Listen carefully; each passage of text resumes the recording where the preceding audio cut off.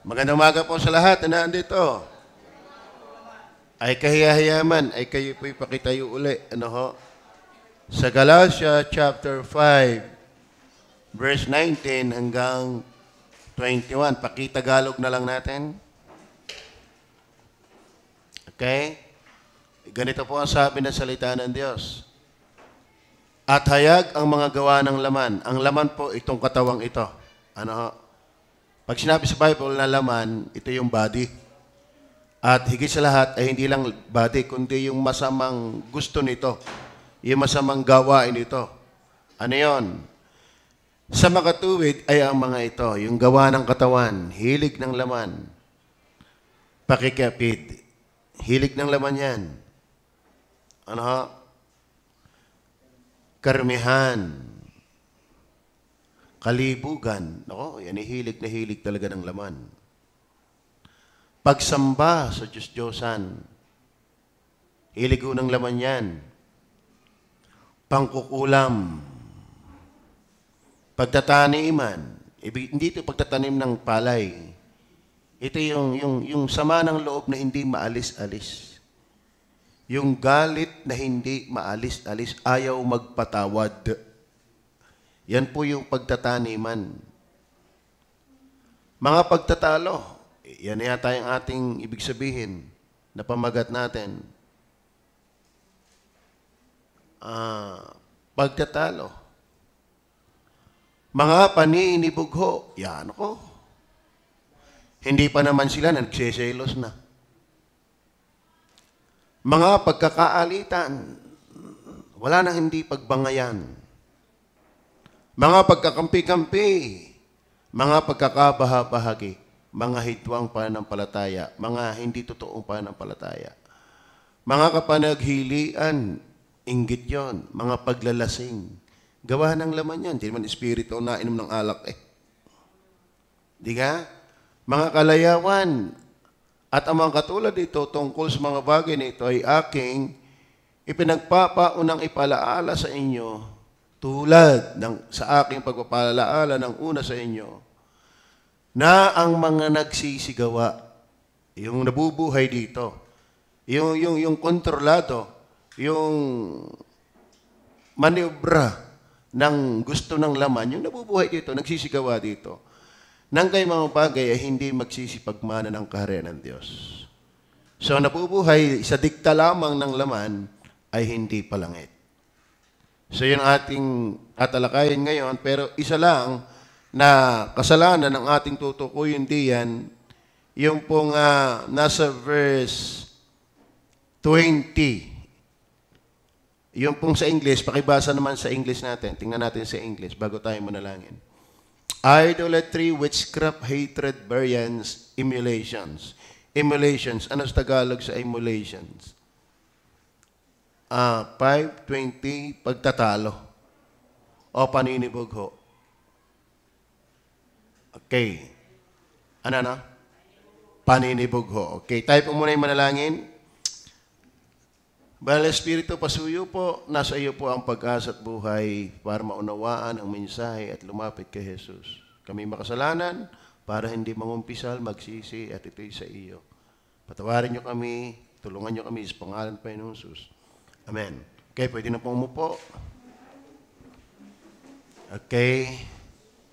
So, sa Tagalog pala ng emulations ay paninibugho. Pero ang tamang kahulugan ng emulations, English po yan King James Version po yan. Ang emulation po, ito po ay may dalawang sugnay. Pwedeng positive at negative. The act of attempting to equal or excel in qualities or actions. Ibig sabihin po, ang emulation, mga batid, ito po yung pagsisikap na malampasan mo yung iba sa kanilang galing o katangian o rivalry, kompetensyahan. May maganda namang may magandang silid din diyan. Pwedeng ganito, katalino ng pinsan kong yon. Gagayanin ko yon. Kung marihigitan ko pa yon. Not out of envy, kundi meron kang pangarap na umigi. Pero ang masama lang nito, at yun ang ating titingnan, yung emulation ay yung dahil sa inggit mo, dahil sa paninibugho mo, sinisiraan mo yung tao. Malampasan mo lang. Naintindihan niyo ba yan? Halimbawa, meron kang isang taong kinaiinggitan, meron kang isang taong ang tingin mo kidihadong-dihado, gagawin mo ang lahat ng paninira, malampasan mo lang siya. Yan po yung emulations. At yan po yung isa sa kasalanan. At yan po yung isa sa listahan ng kasalanan nating binabaybay. Mga minamahal, magandang umaga po. No? So, yan po ang ating tatalakayin. Emulation. The act of attempting to equal or excel in qualities or actions. Rivalry. Desire of superiority. Yan. Ito yung pagnanasang mas magaling ka. Tama? Maganda naman yan kung ikaw ay positibo. Sa biyaya ng Diyos, ako'y gagaya sa Kanya at kung maaari, hihigitan ko pa. Mabilis siyang tumakbo, ako'y mag-i-exercise. Ako'y para makatakbo ng mas mabilis. Magaling si Pacquiao, sa boxing, ako'y magpapagaling din. Pero yung ikiingit na ingit kay Pacquiao at so, dulang sasabihin mo, ay may kaya, magaling, garni. Yun yung masama. At kasalanan yun. Marami ang tao, humigit lang sa kapwa, naninira. Naintindihan niyo ba yan? Kaya pwedeng yan ay paninibugho sa Tagalog. Pero ang idea niyan, yung gang ikaw ay masama ang loob na kinalalampasan. Pambili, yung kapitbahay ko, bumili na naman ng bagong rep. Mangungutang ako, makabili lang. Tama? Oo. Yung aking may latest cellphone na naman, magdudugas ako, makabili lang. Yan ay maganda sana kung yun ay challenge. Pero kung yung nakikita mo sa kapwa ay siya yung ibababat, wawasakin, mapansin ka lang, at ikaw ay umangat lang, that's bad. Tama? Halimbawa sa school, laging honor yung kadayis mo, isang araw iti babagsak ko. Iti aking sisirain, para ako naman ang honor. Maraming mukha yan. So, ayan, sabi, at ano yan? Desire of superiority attended with effort to attain to it. Yung talaga nagsisikap na maabot yon. Generally, in a good sense. Merong good sense talaga yan. Generally, or an attempt to equal or excel others in that which is praiseworthy. Without the desire of depressing others. Yun yung positive. Gusto mo mag-excel na wala kang niyayapakan. Tama yun. Amen? Yayaman din ako. Magsisipag ako. Mag-iigi ako. Lalago din ako sa Panginoon. Magbabasa ako. Hindi si pastor lang ang malago. Hindi lang ang workers ang malago. Sisikapin ko rin. Yung iba magaling sumimba, sisikapin ko rin. Lalago din ako. Maganda yon in a good sense. Pero ito yung bad sense. Striving to equal or do more than others to obtain carnal favors or honoring. Yan. Hindi ko makita. So, dito na lang sa aking Ito yung bad sense. Contest, pakikipagtunggali, contention, pakikipag-away, strife, competition, rivalry, accompanied with a desire of depressing another. Sa maliwanag ko ba? Pag sinabing emulation sa Tagalog ay paninibugho. Pero ang malawak na ibig sabihin nito yung generally in a good sense. Hindi naman inggit minsan yung ikaw yung nakakita ng magaling, ikaw ay na-challenge. Bible reader si Kuya Boy, ako'y magiging Bible reader din. mas magiging palabas ako sa kanya. Siguro yun ikay na-encourage na challenge. Pero pagka ikaw ay nakakita ng mahusay, kiinggit na inggit, at sisiraan mo siya para ikay humigit lang, yun ay kasalanan. And mind you, maraming ganyan. Are you with me?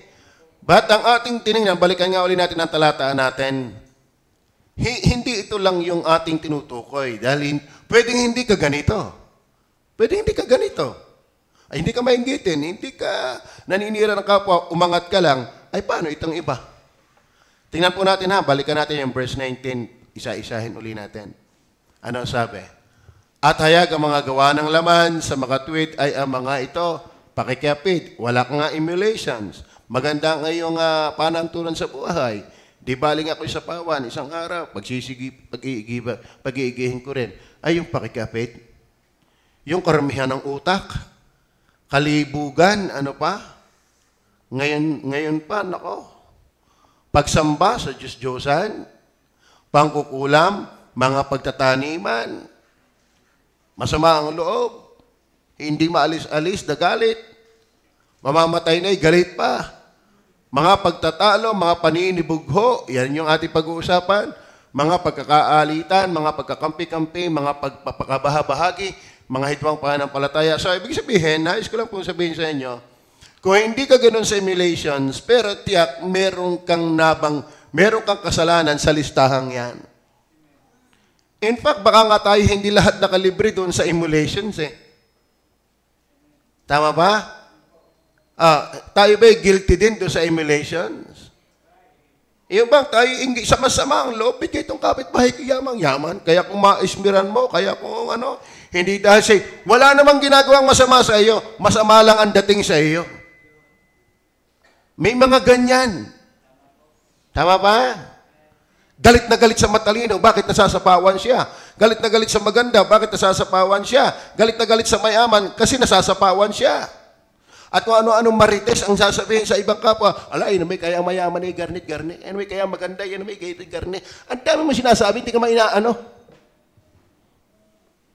Tama ba? Amen. Ayaw kang mag-igi na lang ng kanya at manalangin, magsikap sa biyaya ng Diyos. Pero mind you, kung hindi ka man ganyan, ay yung iba.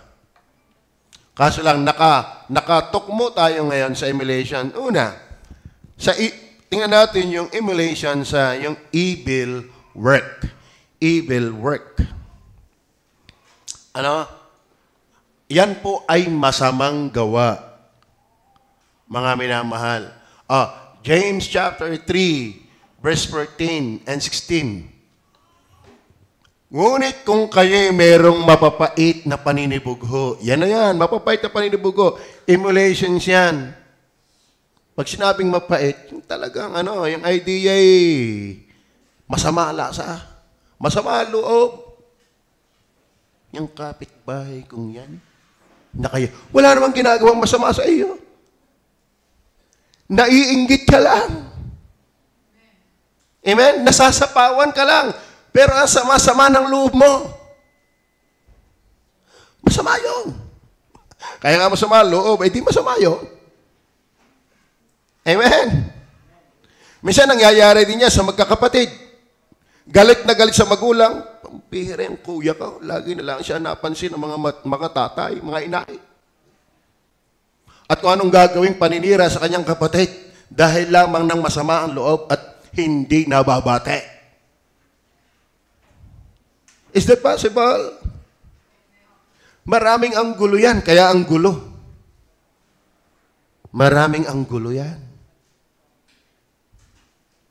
Ngunit kung kayo'y mayroong mapapait na paninibugho at pagkakampi-kampi sa inyong puso, ay huwag kayong magmapuri. Huwag ninyo ipagmapuri. Hindi ito kagaling-galing. Hindi ito kahanga-hanga. At huwag magsinungaling laban sa katotohanan. Aminin. Aminin. Hindi naman masama yung ikay mangarap Yung ikay magkagarne. Huwag ka lang mangyayapak dahil ang ibig sabihin niyon, emulations. Tama. Naintindihan niyo ba yan? Kayo ba'y Kaya ba'y aminado? Sabi diyan, no? Huwag magsinungaling laban sa katotohanan. Aminado tayong makasalanan. Isa na sa kasalanan niyang maninira ng kapwa dahil nasasapawan. Ay ano ka kung wala ka, di magpasalamat ka at least buhay. Binibiyayaan ng Panginoon, di magsipag, magsikap. Kaysa galit na galit sa kapwang naasenso, ay masipag yun ang gagawin. Tama ba? Galit na galit ka sa matalino, ay maaral ikaw na may hindi. Galit na galit ka sa maganda, ay anong gagawin? Isa kaya namang iba-iba ang tabas. Tama? Sagyang gayon. Matuto na lang tayo magpasalamat kung anong meron tayo. And mind you, kung hindi ka naman saklaw ng emulation, sabi nga sa inyo, hindi lang naman yan ang kasalanan ng ating pinagtas. Amen. So, sabi diyan, ay kapag kayo ay mayroong mapapait na paninibugho, yung galit na galit ka, pampirang tao, isang araw, haharangan ko yan, nang wala ng sikat. Ako na lang. May mga ganyan. Mamaya, bibigyan ko kayo ng sample. Ngunit kung kayo mayroong mapapait na paninibugho at pagkakampi-kampi sa inyong puso, ay huwag ninyo pagmapuri, huwag ninyo itong ito. Hindi ito ayos. Kaya nga evil work. At huwag magsinungaling laban sa katotohanan. 16, verse 16. Tingnan na lang natin verse 16. Sapagkat kung saan mayroong emulations, paninibugho, at pagkakampi-kampi, ay doon mayroong kaguluhan. Tama.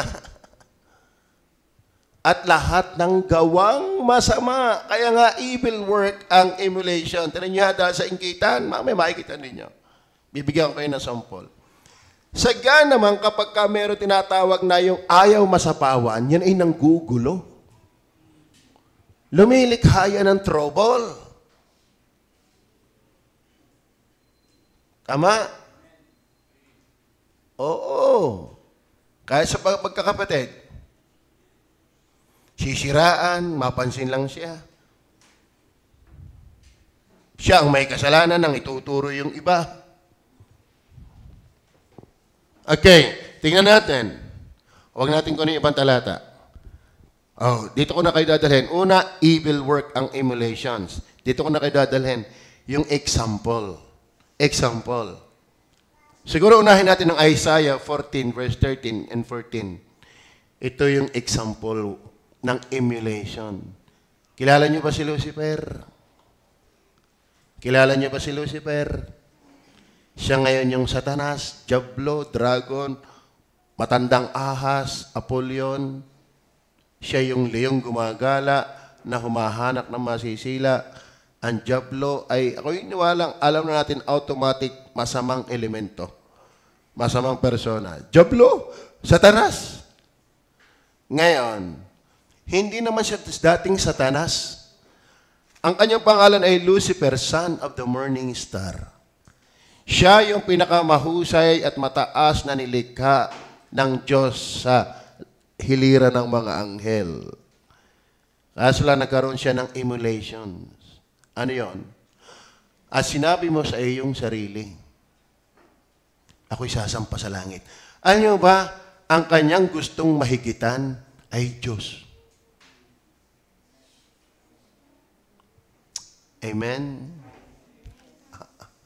Lalampasan ko ang Panginoong Hesus. Yan ang sample, mga kapatid. Kaya mag-iingat kayo.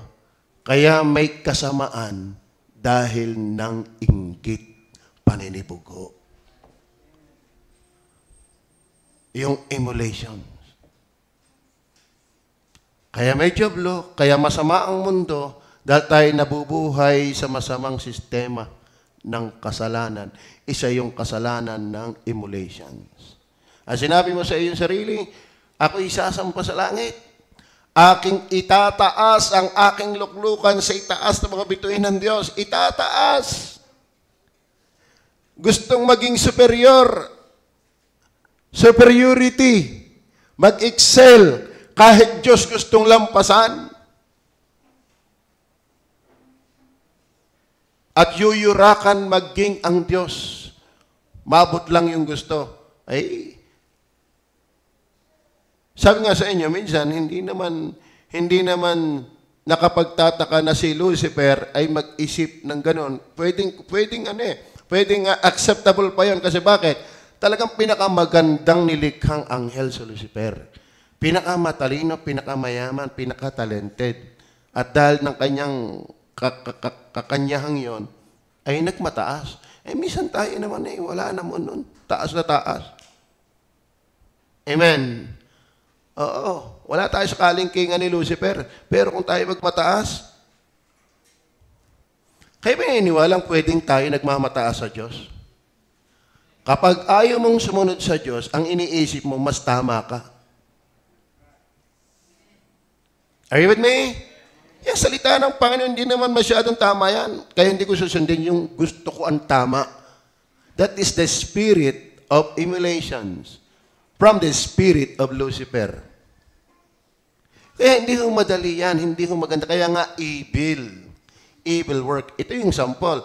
Sinabi mo sa iyong sarili, ako'y sasampa sa langit, aking itataas ang aking luklukan sa itaas ng mga bituin ng Diyos, at ako'y uupo sa bundok ng kapisanan sa mga kaduluduluhang bahagi ng kahihilagaan. Verse 14, ako'y sasampa sa itaas ng mga kaitaasan ng mga lapap, ako'y magiging gaya ng kataas-taasan. Mga kapatid, espiritu ni Satanas. Kaisang espiritu ni Satanas, yung gusto mong mag-excel in a bad sense. Tama ba? Ba't gusto mong mayumaman? Para patunayan ko sa mga taong yan na ako'y hindi katulad ng kanilang iniisip. Huwag ka nang umimik ng ganyan. Mag-asta ka na lang gustong yumaman. Huwag ka na lang mag-isip na kung ano-ano pa. Amen? Dapat wala yung bitterness. Dapat wala yung kapaitan. Magsipag ka na lang. Wala kang iniisip. Patutunayan ko sa ganyan. Pambihira ng mga tao kayo. Inaapi-api niyo ako. Alam mo, that's the spirit of Lucifer. Amen? Kaya minsan, lalo tayo hindi magkaroon masama ang puso natin. Tama. Dahil ang Diyos nagbibigay kapag maganda ang ating asal.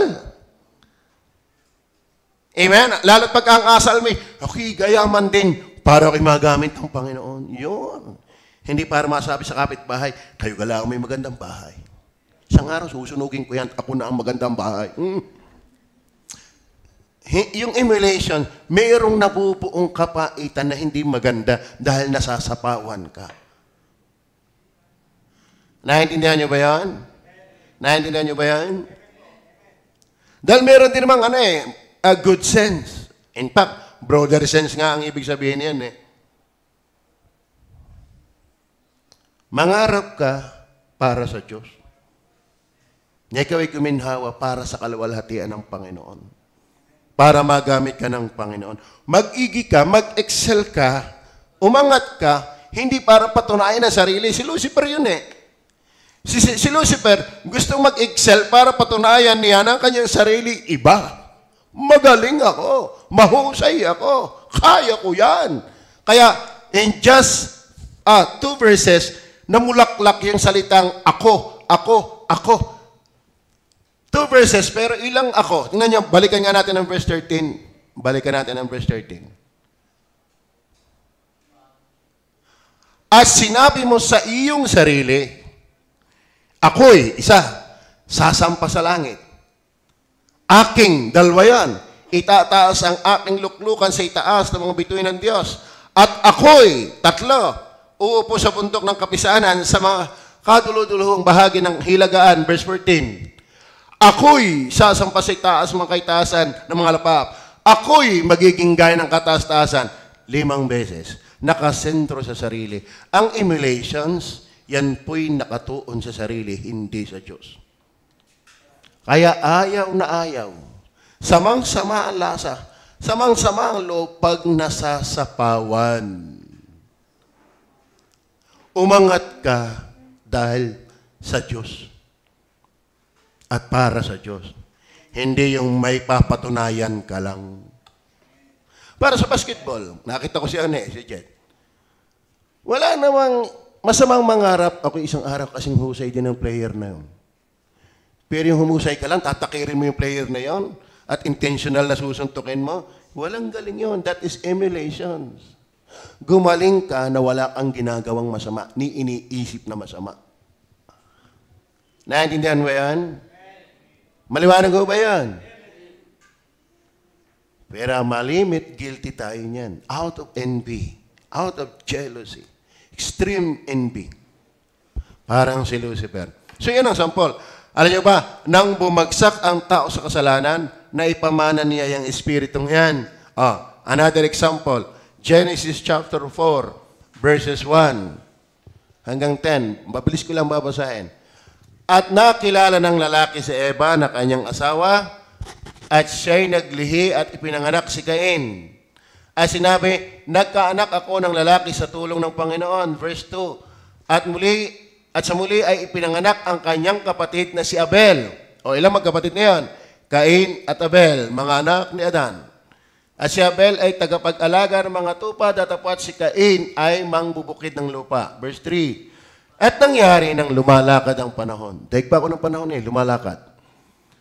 At nangyari nang lumalakad ang panahon ay nagdala si Cain ng isang handog na mga bunga ng lupa sa Panginoon.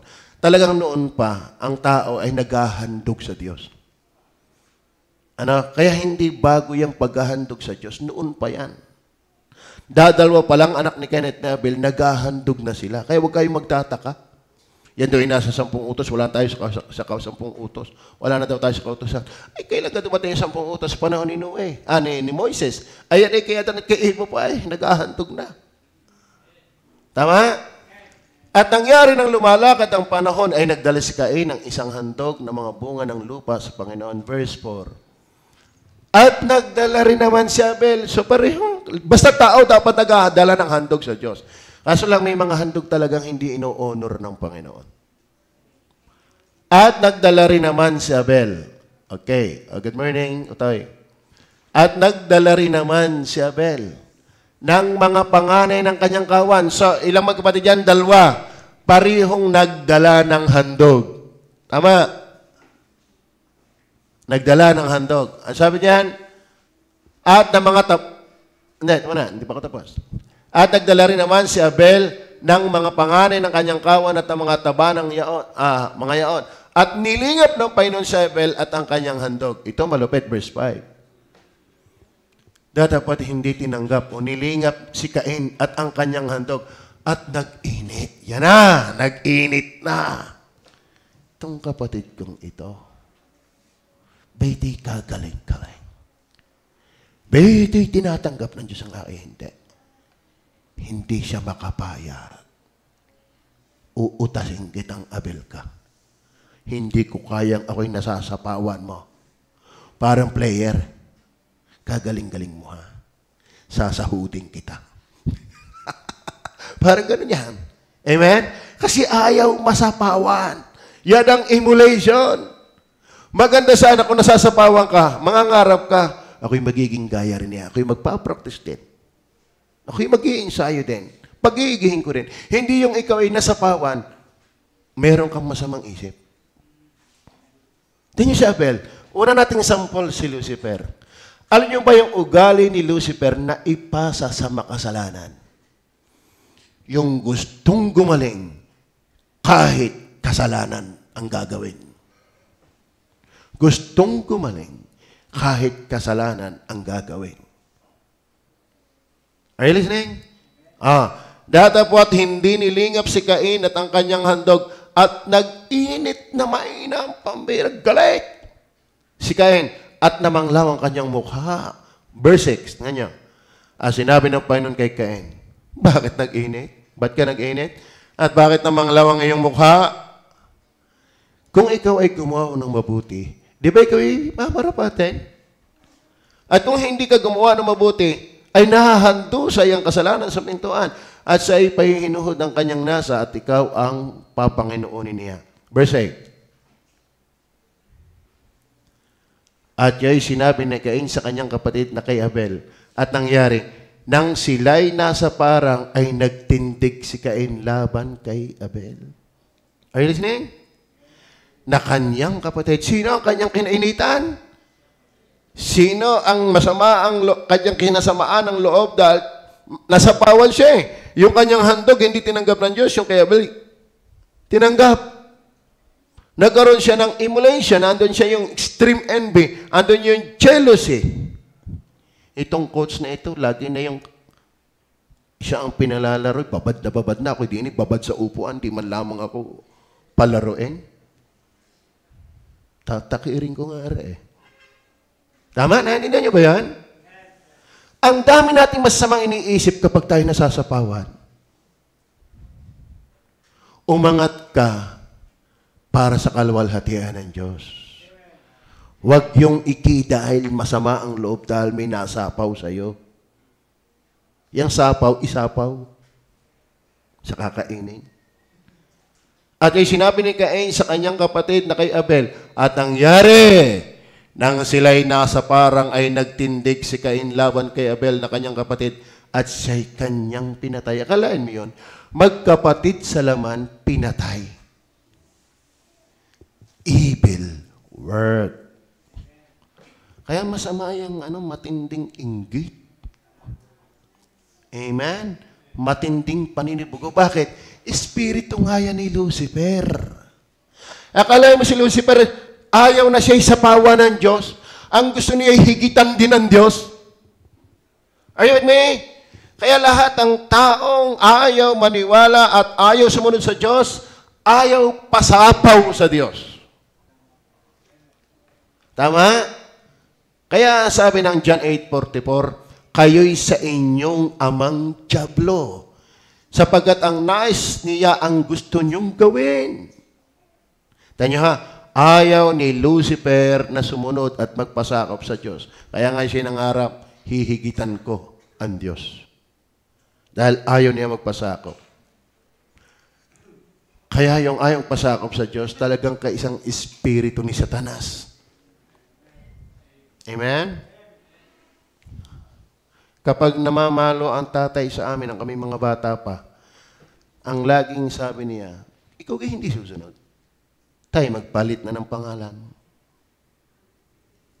Naintindihan niyo ba yan? Hindi ka ba susunod? Tayo magpalit na ng pangalan. Ano ibig sabihin? Ikaw na ang ama, ako na ang anak. Alam mo, maraming tao ay sumunod sa Diyos. Magpalit na tayo ng pangalan, ikaw na ang Diyos. Ikaw na ang Diyos. Alam niyo ba mga batid, kapag matigas ang ulo mo, ang feeling mo, ikaw na yung Diyos. That's the evilness of emulation. Are you listening? Are you listening? Maliwanag mo ba yan? Alam, napakasagwa na ang ama ang nasunod lagi sa gusto ng anak. Masagwa yun. Ang gusto ng anak, ang nasusunod lagi ng magulang. Masagwa yun. Dahil ang anak dapat nasunod sa mga magulang. Kaya ang sagwa-sagwa din, ang nasusunod ay gusto mo, ayaw mo ng gusto ng Diyos. Are you listening? Masagwa ho ba yan? Masagwa ba na ang nagiging parang mga magulang ay ang anak? Masagwa ba yan, Kuya Rude? Hindi masagwa? Yung ang mga anak ang nagiging parang magulang sa tahanan? Masagwa. Ninang Jare, masagwa ho ba sa tahanan na ang parang mga magulang ay ang anak at ang anak ay ang magulang? Gaano kayang kasagwa, lalo sa paningin ng Diyos, na parang ang gusto mo, ikaw na ang Diyos, ikaw na ang masunod? That's the emulation. Are you with me? Yan naman talaga ang nangyayari. Whether we accept it or not, ang nangyayari talaga, ang tao ang tumatayo sa tayo ng Diyos. Sabi ng Diyos, huwag kang magbabarik. Ang pakialam mo? Huwag kang mag-e-esoy. Anong pakialam mo? Huwag kang magsusugal. Anong pakialam mo? O, kita mo yan. Di Diyos ka na. pinapaltan mo na ang Diyos ng iyong tayo. And mind you, daya lang sa iyo. Hindi mo kayang paltan ang tayo ang Diyos. Si Lucifer nga hindi umubra, ikaw pa. Hindi nga nalampasan ni Lucifer ang Diyos, ikaw pa. Si Lucifer ay pinakamagandang nilikha ng Diyos na anghel. Walang nagawa, ikaw pa naman galing ka sa alabok. Are you listening? Maliwanag ho ba? Kaya, magsisiho tayo nating kasalanan kung ayaw natin mapahamak tayo. So, yan ay example. Number 2. Number 3, balik tayo sa Galatia. Balik tayo sa Galatia. Yung emulation, yan po ay evil work.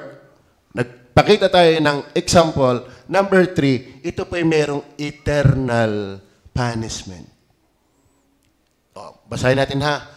At hayag ang mga gawa ng laman. Uulitin ko ha, ang laman na tinutukoy, itong katawan natin. Ito.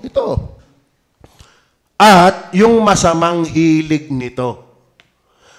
Alam niyo ba mga kapatid, yung masamang hilig natin, nasa laman.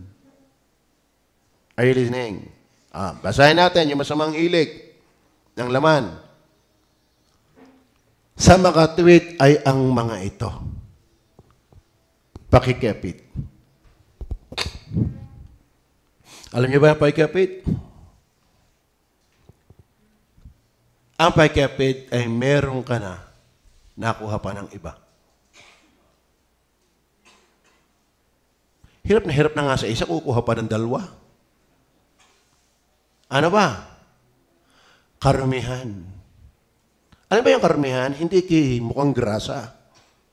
Hindi libagin, hindi naliligo. Ang karamihan ng takbo ng utak. Pati puste, ang tingin mo'y babae. Nalagyan lang ng palde, ang tingin mo'y babae na. Karamihan. Alam naman natin ng halihaw ng ating utak. Kayo ba'y talagang may malinis na utak? Isip? Pwede hindi lang naman karamihan ay kabastusan eh. Yung galit, yung emulations, yung inggit, paninibugho. Tama? Lahat ng mga maling ginagawa mo, yan ay namugad muna sa isip. Kaya meron kang masasamang ginagawa, kaya meron kang masamang hilig, kaya meron kang karumihang ginagawa dahil lang maruming utak. At hayag ang mga gawa ng laman sa makatuwid ay ang mga ito pakikapit, karamihan, kalibugan. Ako, kumusta tayo paggamit ng cellphone pag ikaw lang? Saan ka napunta?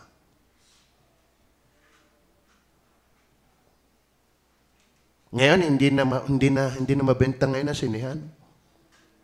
Kahit masasabihin may X-rated for adult only. Mapapatawa na lang mga kabataan yan. Bakit? Kita ko na yan. Sa cellphone ko lang. Ayun na eh. Kaya ngayon, wala nang timtimang relationship. Bakit? Ay, umain na eh. Sa panoorin. Palang. Ayun na eh.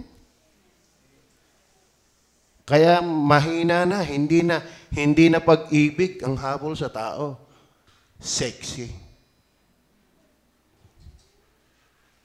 Kaya pag pangit, itapon. Pag sexy, mamimilang. Kasi dalang kalibugan. Ako naniniwala, wala dito nakalibre sa isipang yan. Meron ba dito? Taas ang kamay? Kapal mo ng mukha mo. Hindi ka? Oo. Pero kaya nga ating pagsisisihan yun. Dahil pwedeng itago yun sa kapwa, ay sa Diyos. Verse 20, tingnan pa natin. Naintindihan nyo ba? Pagsamba sa Diyos-Diyosan. Pangkukulam, mga pagtataniman, mga pagtatalo, mga paninibugo, mga pagkakaalitan, mga pagkakampi-kampi, mga pagkakabahabagi, mga hidwang pananampalataya. So, ngayon, ito ang ating bigyang gustong diin. Verse 21. Mga kapanaghilian, mga paglalasing, kaya kayo mga players, ang gagaling nyo, pero kayo'y lalaos agad pag kayo may bisyo. Kaya ako'y naglagay ng quote sa ano eh. Kaya ang galing, magaling. As in magaling. Pero ikipagbat-bat ng bisyo, hindi ka tatagal sa laro. Hindi ka tatagal sa laro. Madali kang mapapagod. Bakit? Pagkikimani-nigarilyo, magbabarik pa? Nako, gumaling ka na. Baka 5 minuto pala hindi na makatakbo ng paano yun? Nag-aantay ka na lang may pumasa sa iyo. Bakit? Nagpapahina ng katawan niya. Mga panagilian, mga paglalasing, mga kalayawan, at ang mga katulad dito tungkol sa mga bagay nito ay aking pinagpapaunang ipalaala sa inyo. Ito ang dilema, ito ang deliryo nito. Tulad sa aking pagpapaalaala ng una sa inyo na ang mga nagsisigawa ng gayong mga bagay ay hindi magsisipagmana ng kaharian ng Diyos. Obvious. Ibig sabihin, yung emulations, yung lahat ng mga tinalakay na kasalanan dyan ay talagang gawain niyang hindi uubra sa langit. Naintindihan niyo ba yun? Ang sabi, hindi magsisipagmana ng kaharian ng Diyos. Sa madalit sabi, lahat ng makasalanang hindi magsisisi, kahit na ipaunawa na sa Kanya, na ito'y hindi maganda at galit ang Diyos, ay hindi pa rin nanimdim, hindi pa rin nalungkot, hindi pa rin nagkaroon ng remorse o kaya ay pagsisisi sa kanyang puso, ay ako na magsasabi sa iyo, pa-impyerno ka talaga base sa kasulatan. Kasi hindi magmamana ng kaharian ng Diyos. Pastor, ang bait-bait ko. Para kang babait, sa Diyos nga hindi ka tanggap. Kasi mga kapatid, ang dapat munang nalulugod sa atin ay yung Diyos nahahatol sa atin. Yung tao naman ay kahit anong galing mong pagpapakita, ay may sasabihin pa rin sa iyo. Pero ang Diyos, pag ikay humingi ng tawad, talaga nagsisisi ka nananampalataya kay Jesus, ay di ba rin na may sabihin sa iyo ang tao, ang mahalaga ay napatawad ka ng Diyos sa iyong mga kasalanan. Tama ba? So, ang pantatlo natin tinatalakay, not only yung emulations ay evil work, then pinakita natin yung example, and then number 3, pinakita natin yung eternal punishment. Tingnan po natin ang Revelation chapter 20, verse 10 hanggang 15. Tingnan po natin. At ang diablo na dumaya sa kanila ay ibinulid sa dagat-dagatang apoy at asupre. Saan ibinulid? Ang diablo, yung ahas, yung si Lucifer, nagaan yung ahas dahil siya naging diablo na, ay inilagay sa dagat-dagatang apoy. But mind you, sabihin ko sa inyo, ang espiritu ng Lucifer ay naipasa sa tao. Kaya nga itong Abel ay pinatay ng Cain. Lahat ng tao nagmana na ng masamang kalikasan ng kasalanan. Ngayon, nakinaroroonan din naman ng hayop at ng bulaang propeta at sila pahihirapan araw at gabi, magpakailan, kailanman. Gano'ng katagal? Ikimatrangkaso ng isang linggo'y mahirap. Sino dito yung natrangkaso ng isang linggo'y masaya? Alam mo, ako'y tuwan-tuwa. Ako'y natrangkaso isang linggo, wala. Yung gastos, namayat, hindi makagalaw, kung estudyante, hindi makapag-aral, ang daming napupuresyo pag may sakit. Isang linggo lang yon. Ay, ang impyerno, ganong katagal? Araw at gabi, magpakailanman. Tunay kaya ka, pastor yan. Alam mo, bakit tunay ang impyerno? Bakit? Ay, hindi naman fake ang kasalanan. Tama ba? Tayo nangangaral sa rehas, dyan sa mga kulungan. Ay hindi biro yung mga nakakulong. Ikaw talagang nakakulong. Kita pa, 10 taon na ako din, biro pa. Hindi biro yan. Bakit? Kasi hindi biro din yung kanilang ginawang kaso. Iba doon, nagdroga. User, pusher. Iba doon, ng rape. Ang iba doon, pumatay. So, bakit sila nakakulong? Hindi biro sila nakakulong. Bakit? Hindi rin biro yung kanilang kaso.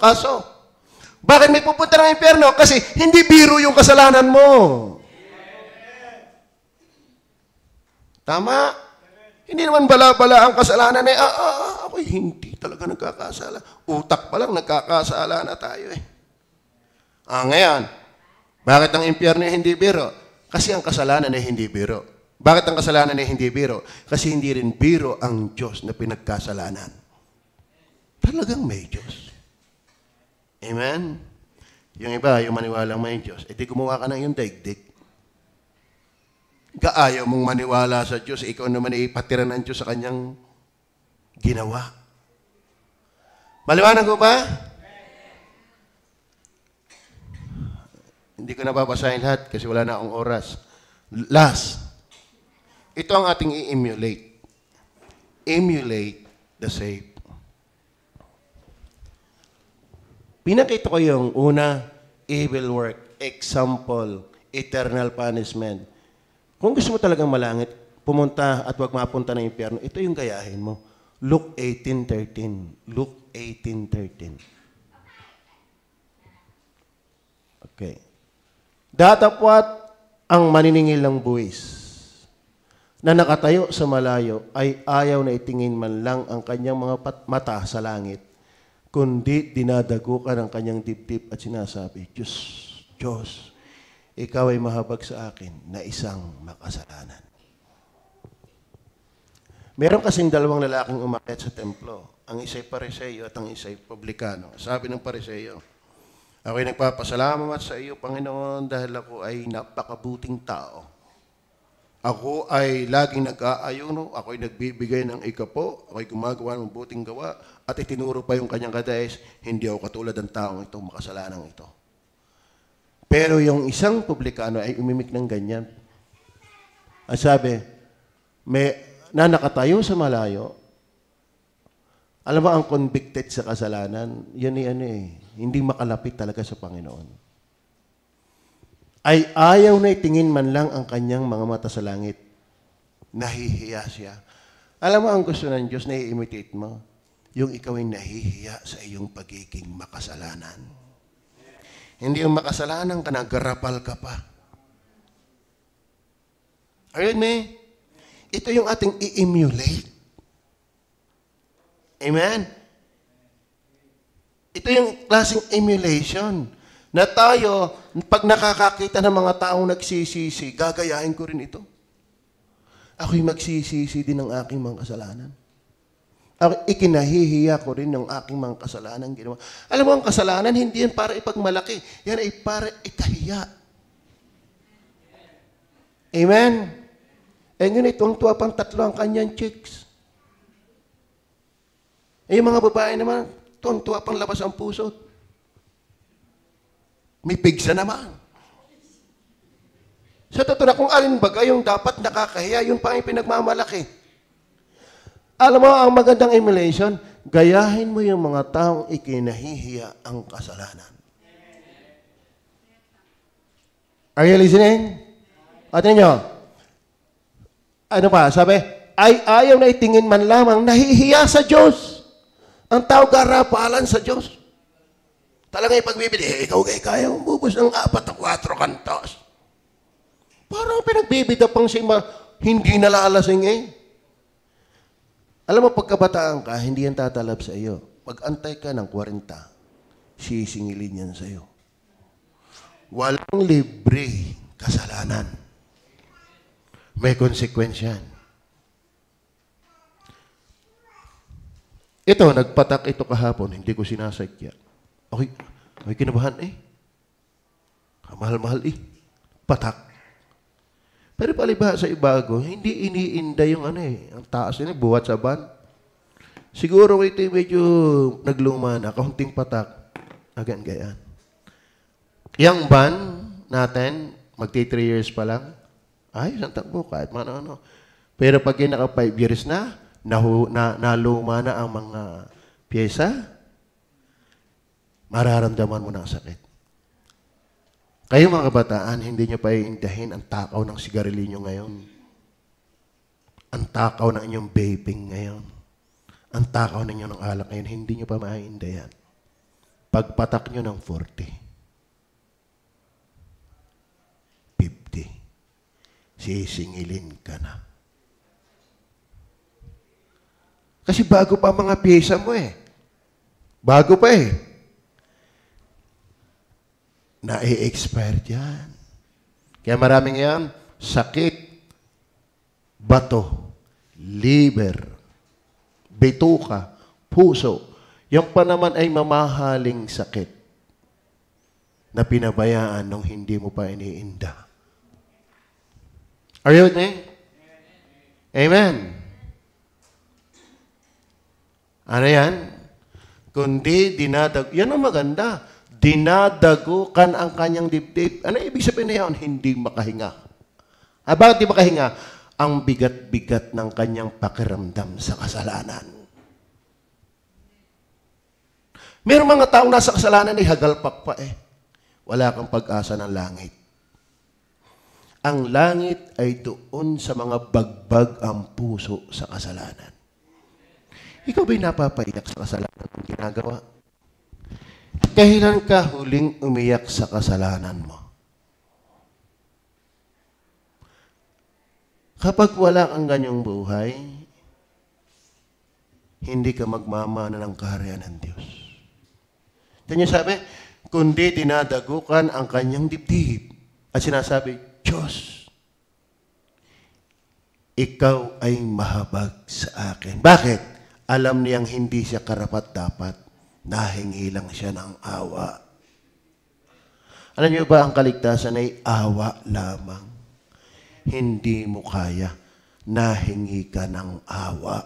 Diyos ko, ako iyong kawaan. Ang bigat-bigat ng aking puso dahil sa mga kasalanan kong ginagawa. Kaya ang mga tao hindi makahingi ng awa, ng tawad sa Diyos, hindi mabigat ang kasalanan. Mapalad yung mga tao ang kasalanan ay nagpapabigat sa kanyang puso. Amen? Mahirap yung ikikunwaring nagsisisi dahil kita mo ang tao. Halata mong ikaw ay bigat na bigat ang kasalanan. Yung wala nakakakita sa iyo, pero pag may nagawa kang kasalanan, parang napupunit ang dibdib mo. Lord, sorry po. Hindi ka tumigil ng pagsasalita ng imbibig sa kaso. Sorry, Lord. Sorry po. Sorry po. Patawarin niyo po ako. Hinahanap mo agad ang Diyos na ikaw ay paboran, na ikaw ay patawarin, ikaw ay linisin sa lahat mong mga kasalanan. Dahil ang kasalanan sa iyo ay hindi biro. Amen? Yan ang ating magandang emulation. Ating gayahin o higitan pa. Yung mga taong tinatanggap ng Diyos dahil ng kanilang magandang asal sa kasalanan. Sila'y bigat na bigat. Amen? Kaya ba'y nagagalit din? Sa sobrang galit ay napapaletter P. Kahit kayo lang mag-isa. Pag anak ka ng Diyos, Lord, sorry po. Amen? Maliwanag ko ba? Hindi ko kayo pinipilit, pero yan ang salita ng Diyos. Dito naman tayo, pag nagtuturo, kung ano yung salita ng Diyos. Amen? At yan ang tama. Ngayon, gusto mo ba maligtas? Dahil kung hindi ka magsisisi at ang kasalanan ay mananatiling napakagaan sa iyo, mind you, hindi ka magmamana ng kaharian ng Diyos. Tayo po yung makuha at tumikit. At